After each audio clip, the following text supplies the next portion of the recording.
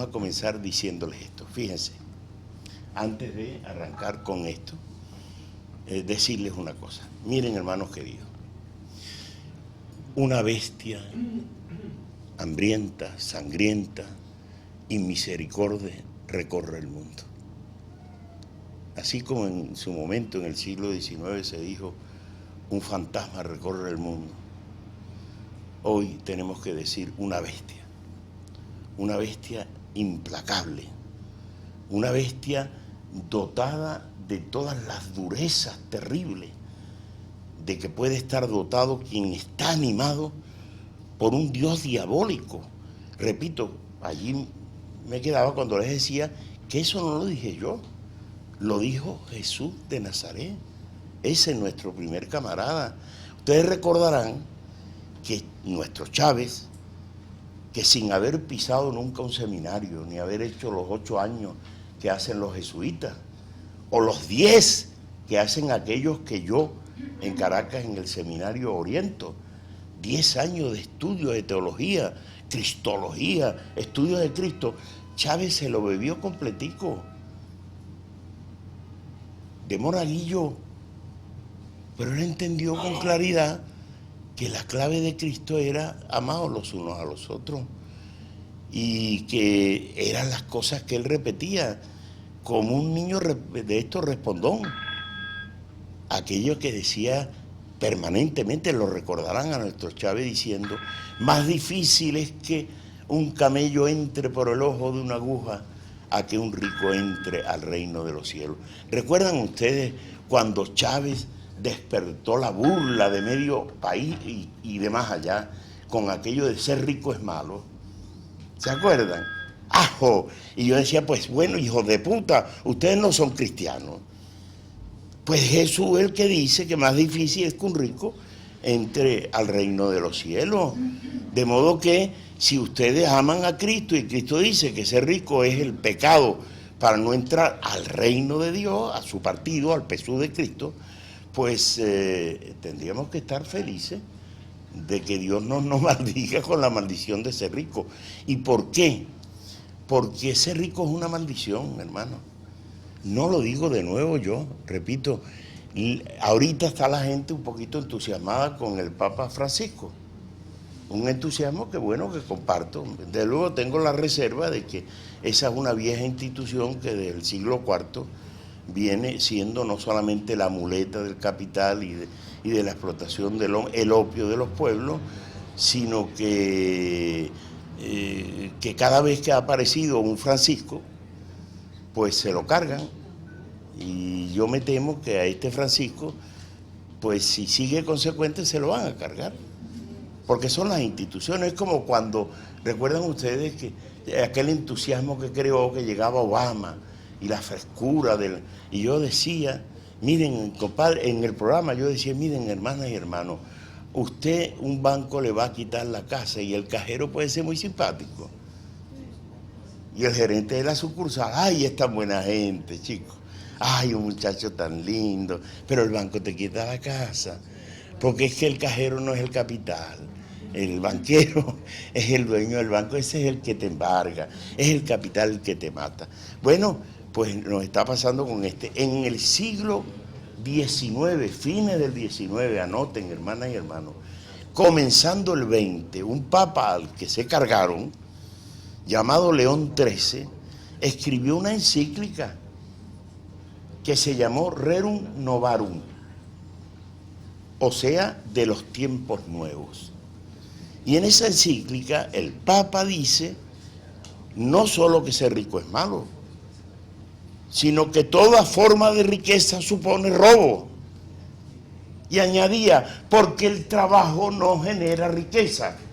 Y yo doy fe, nadie ha trabajado más en esta vida que mi mamá, y se murió pobre bola.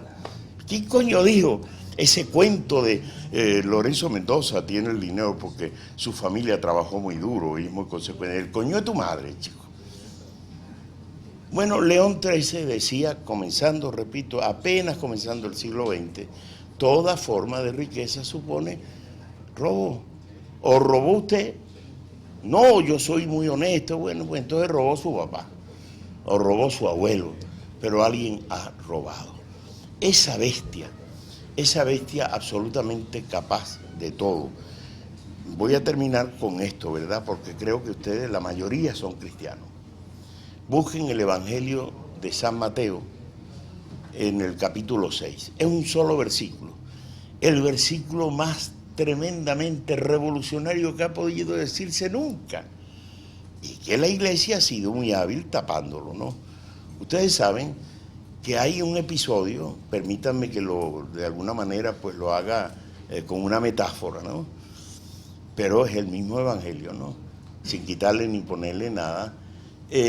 Bueno, está Jesús y está captando gente, y los apóstoles más conspicuos, más famosos del partido, que eran Pedro, Andrés, Juan, le llevan un joven para que lo inscriba en el punto rojo del Pesú.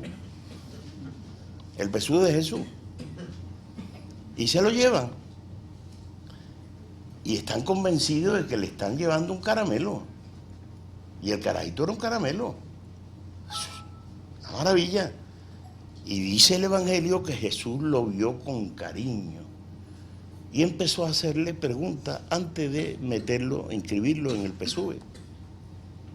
Y le preguntó cosas como si amaba al prójimo, tonterías, qué hacía por los pobres, en fin. Y el muchacho iba respondiendo con una claridad pasmosa. Y repito, el Evangelio dice, y Jesús lo veía con amor. Me imagino a aquel hombre enternecido ante aquel jovencito. Y al final, Jesús, que sabe la malicia del mal, le dice, muy bien, vamos a inscribirte. Pasa, pero haz una cosa primero. Tienes mucho dinero. Anda, vende lo que tienes, dáselo a tus hermanos pobres y luego vienes y me sigues. Y el Evangelio dice que el joven se puso serio, triste, dio media vuelta y se fue. Y Jesús quedó diciendo, es que es más difícil que... En fin, este episodio que Chávez, nuestro Chávez, repetía tanto. Pues producto de ese episodio con los apóstoles, Diosdado Cabello Pedro, y me imagino que los otros, Jorge Arreaza, etcétera, de la época de la corte del comando de Jesús, le reclaman a Jesús y le dicen, oye, vale, pero bueno, si lo que te hemos traído es un caramelo, para que lo inscribiera, ¿por qué no lo inscribiste? Y Jesús responde, repito, anótenlo, Mateo 6, Mateo capítulo 6, versículo 24. Y le respondió, porque no se puede servir a dos señores, sin que se sirva al uno y se traicione al otro.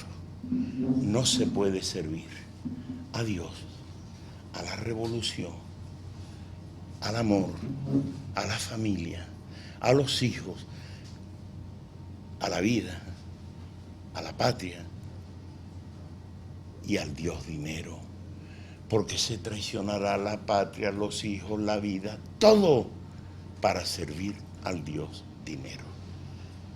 Lo firma Jesús de Nazaret. Es más, acuña en arameo un término nuevo para definir a ese Dios que mata las mejores intenciones y vuelve mierda a los seres humanos. Lo llama Mamón, el Dios poderoso dinero. De modo que el camarada más extraordinario que yo haya podido ver, y mire que he transitado en la vida, 2 carcelazos y un poco de años, etcétera, y los he visto caer bajo el Dios dinero. Tengo un buen compañero, que es una pena que en esta oportunidad no haya venido conmigo, que es el cantautor Carlito Ruiz, jovencito como yo, y tiene una carta que se llama Carta a un camarada traidor. Por cierto, esta afirmación de Jesús quedó confirmada con el apóstol más querido para una comunidad judía, para un grupo judío, aquel al que le daban la responsabilidad del billete. Ese que le habían dado la responsabilidad del billete era el apóstol más confiable de todos. Se llamaba Judas Iscariote. Y Judas Iscariote vende a su maestro por dinero. Las 30 monedas son una metáfora, lo vendió por billete. Y la revolución se vende por billete. Y la madre se vende por billete. Y el padre se vende por billete. Y la amistad, y todo se vende por billete. De modo que cuando vean un compañero tentado por el Dios dinero, si lo aman, díganle lo que Jesús al joven rico: anda, aleja la tentación, vende todo lo que tiene, vamos. Y Jesús le dijo eso porque lo amaba, porque sabía que se vende todo por dinero, todo. Bueno, yo quería comenzar por ahí, recordando de verdad. Tengo los años que me han dejado en esto, ¿no?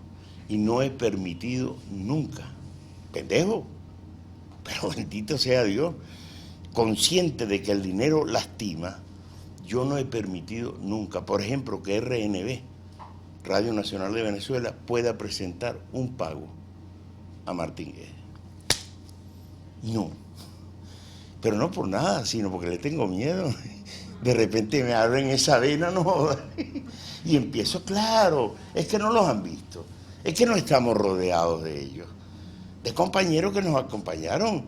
Que te digo, esta canción, que la tengo, se la puedo mandar, de carta al camarada traidor, en la que le dice: camarada, tú y yo, que siempre fuimos muy Che Guevara y muy Lenin, muy bolivarianos, tú y yo que sufrimos tantas penas juntos, y ahora que eres alto funcionario, ves hacia abajo y ves al pueblo con desprecio y con vergüenza. Tú, camarada, esa es la verdad, esa es la verdad. Cómo hemos visto transformarse gente al calor del cargo, del billete.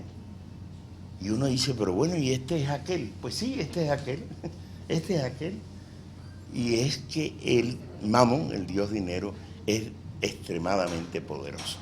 Bueno, ese monstruo es al que nos enfrentamos. Un monstruo, el capitalismo, que su dios es Mamón, es el dinero. Y no lo engañan, por ejemplo, el capital, ad infinitum, su mecanismo de progreso es acumular capital. Y toda forma de capital, pues, es fruto de consumo de materias primas y de fuerza de trabajo. De modo que ad infinitum, un negocio que va progresando es porque cada vez convierte el capital en materia prima, medios de producción, bienes económicos y más dinero para comprar más materias primas, más fuerza de trabajo que explotar, etcétera, etcétera, etcétera, etcétera. Y esa es la dinámica del capital. Y cuando un muchacho, una persona tiene éxito en su negocio, es porque está progresando, es decir, porque el apetito lo tiene bien desarrollado, ¿no? Y está comiendo bien, pues. Es el tipo de persona que te dice, bueno, él comenzó con un negocito por aquí, fíjate, ahora tiene 4 tiendas. En el camino hay personas muertas, explotadas, esquilmadas, robadas, porque el capitalismo es robo. El capital no produce nada. Todo lo que nos rodea es trabajo obrero, hermanos, de verdad. Hagan una pequeña abstracción, todo lo que tenemos, desde la ropa que tenemos puesta, esto, todo esto. Hagan abstracción y verán obreros aquí, encaramados en los andamios, echando capaletas. Todo es trabajo humano. El capital no produce nada. El capital juega con una cosa que Marx descubrió, que era el plusvalor, es decir, la plusvalía. Lo único que produce plusvalía es el trabajo, más nada. Es mentira que un banquero o un capitalista produce plusvalor. Bueno, ese monstruo tiene las siguientes características, hermanas y hermanos, para irnos centrando en lo nuestro. ¿Por qué estamos amenazados? Porque la bestia, esa bestia que se ha llevado en los cachos a lo largo de la historia a todo el que se le ha puesto por medio, tiene un apetito insaciable de materias primas y particularmente de aquellas que le permiten su crecimiento de modo muy particular, y hay varias cosas, pues. Todo se mueve con energía, no hay nada más patético que el mejor fruto de la tecnología del mundo desarrollado, por ejemplo, en la industria del automóvil. Un Ferrari. ¿Qué les parece? Un Ferrari. Bueno, pues déjenlo sin gasolina. Y un Ferrari sin gasolina es patético. No sirve para un coño, ni para venta de carritos por puesto, no sirve para nada.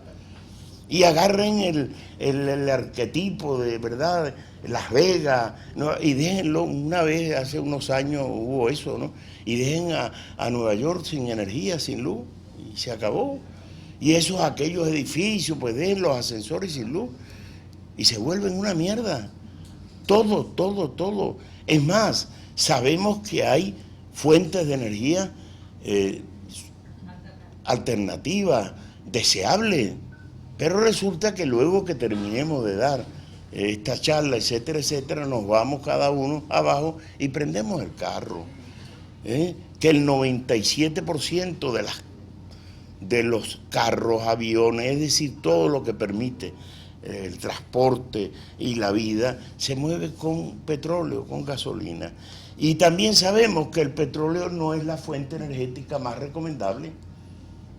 Ojalá lleguemos a superarlo. No debemos asustarnos. Ya Alejandro Dupont nos decía con ironía, el creador de las industrias Dupont, él decía en los años 50 con lástima y con rabia que era una pena estar quemando esa joya que es el petróleo cuando por la vía de la industria petroquímica, que es la industria Dupont, se le pueden obtener 1.000, 2.500 milagros para la vida.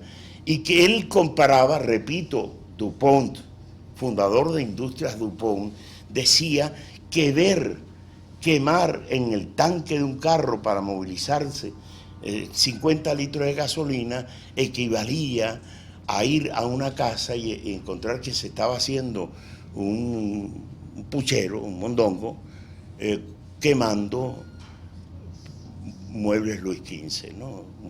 Muebles de lujo. Que el petróleo no se debía quemar, pero se quema y se sigue quemando y contamina. Y sabemos que ojalá algún día Venezuela pueda usar toda su tecnología, toda su ciencia para convertir ese petróleo en productos petroquímicos, etcétera, y que surja una fuente de energía que mueva el mundo, que no sea contaminante, etcétera. Ojalá, no tenemos por qué tener ningún miedo, todo lo contrario, ojalá. Ahora el peo es que no ha llegado. Y no ha llegado por una razón muy sencilla, hermanas y hermanos, para que lo sepan ustedes que son PDVSA. Cuando tú sales al mercado a comprarte unos zapatos o un reloj, ¿cuáles son las dos motivaciones, lo que se llama costo, precio, efectividad, ¿no? Fíjate, ¿qué decide tu compra de algo, tu elección por algo? Vas a comprar algo porque es lo que necesitas, una computadora. Ahora, ¿cómo haces la elección entre la computadora A que está ahí en la vitrina, la B o la C? Bueno, pues el rendimiento del producto que voy a comprar y el precio.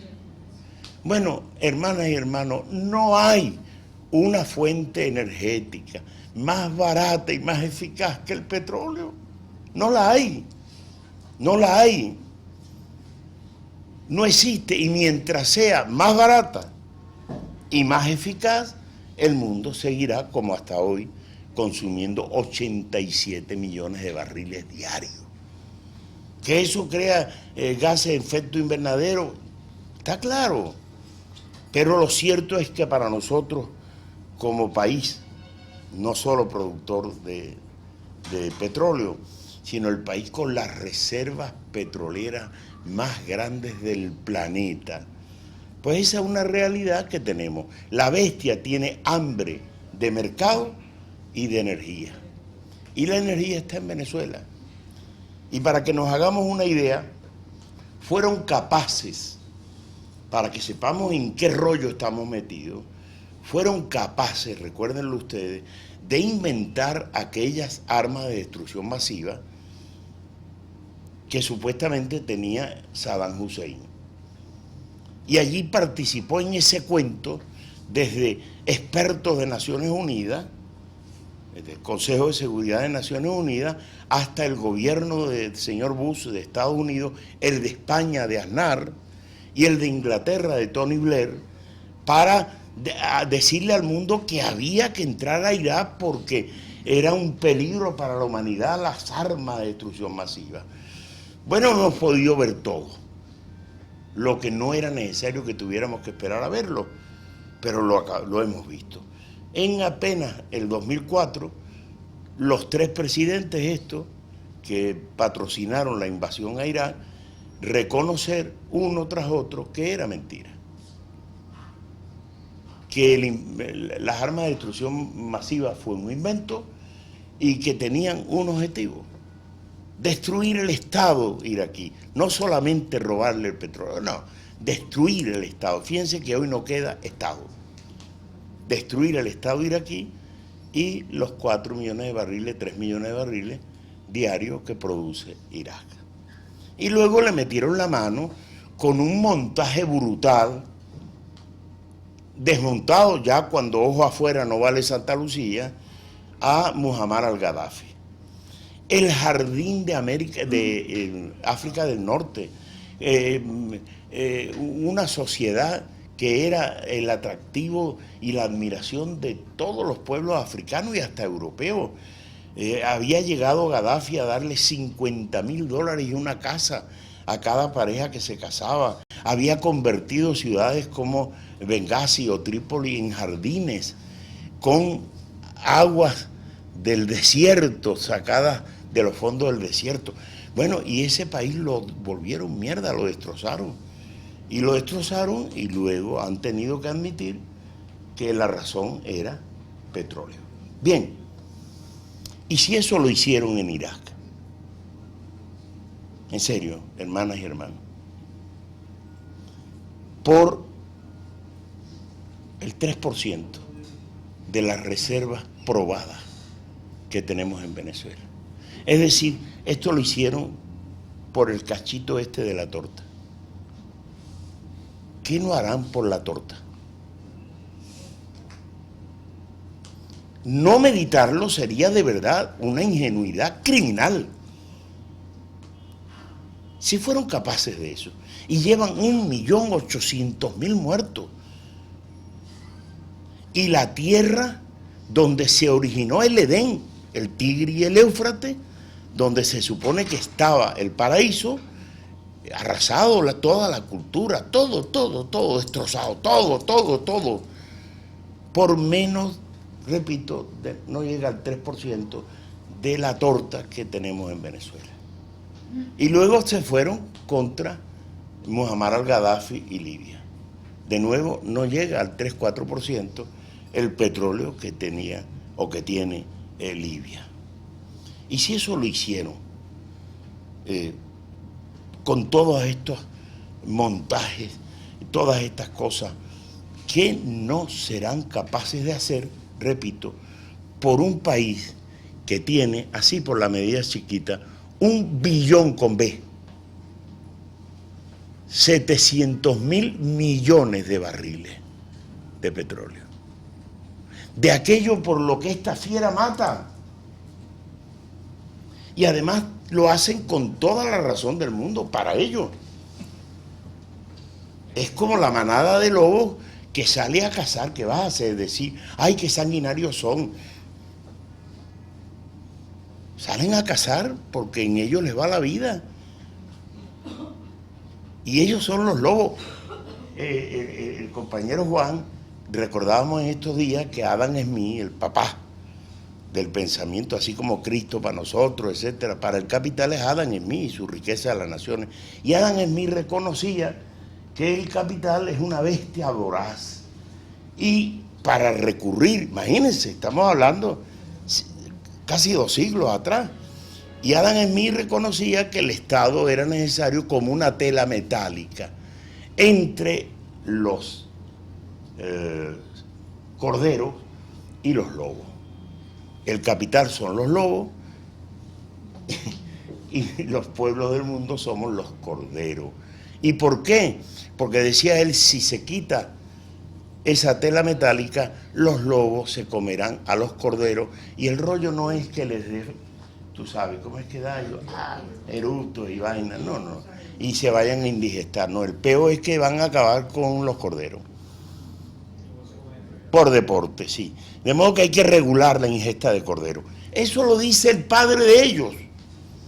Y es además así. Y miren, hermanas y hermanos, para ir al tema rapidito, que no me vengan mis compañeros a decir, coño, cállate. Yo espero, en primer lugar, de verdad, compartir mi angustia. Lo bueno que te lo intentemos decir que no nos vas a hacer caso. Compartir mi angustia, de verdad. Yo tengo angustia revolucionaria. Créanlo. Porque percibo que se nos viene el mundo encima. Que se nos está viniendo, pero además a pasos agigantados. Y no. Anoche teníamos una programación extraordinaria. Bueno, pues primero va el noticiero. Y yo le dije a Luis, vámonos. Efectivamente me llamaron, profe, lo íbamos a sacar a las 9, sacar el coño de tu madre. Es decir, había que dar la noticia de que estamos entregando 730 apartamentos. Y estamos entregando. Yo sé que es necesario entregar vivienda, yo sé todo eso, compañero. Pero llame a la manada de cordero y dígale, mosqueado, usted para allá y usted en aquel sitio, y agarra aunque sea un tirachina, no joda. Es decir, al pueblo hay que alarmarlo y hay que colocarlo claro. Bueno, pues nuestros medios, ya tú lo ven, anoche mismo. Y hicimos un programa en vivo de televisión espectacular. Bueno, pues todos mis sapos, ¿cómo es que los llama Diosdado? Cooperadores, ¿no? Cooperantes, mis cooperantes que los tengo, hermanos de Vive que están aquí, ¿no? No. Bueno, pues está parado. Porque hay una presentación de Yo Soy Beta, de música y vaina. Coño, yo estoy de acuerdo que movamos el esqueleto. Y yo el primero, con mi edad, no joda, yo le doy. Pero hay que mover conciencia. Alí decía, yo no perfumo la mierda, ¿lo recuerdan? Yo no muevo el esqueleto, yo muevo conciencia. Y su canta fue siempre una canta para mover conciencia. Y esta mañana aquí, yo me he propuesto que salgamos tocados. Que salgamos tocados. ¿Por qué? Porque yo puede ser que tenga un poquito más angustia que algunos otros, pero no tengo más amor que ustedes por esta patria. Y de modo que a la gente hay que plantearle, porque el amor sobra, que la madre está en peligro. Por eso comencé diciendo, es la mamá la que está en peligro, ¿vale? Es que te están diciendo, mira, Marticito, que a la señora Paquita la van a joder. Y Marticito se tiene que mover porque es su mamá, pues. Porque es su mamá.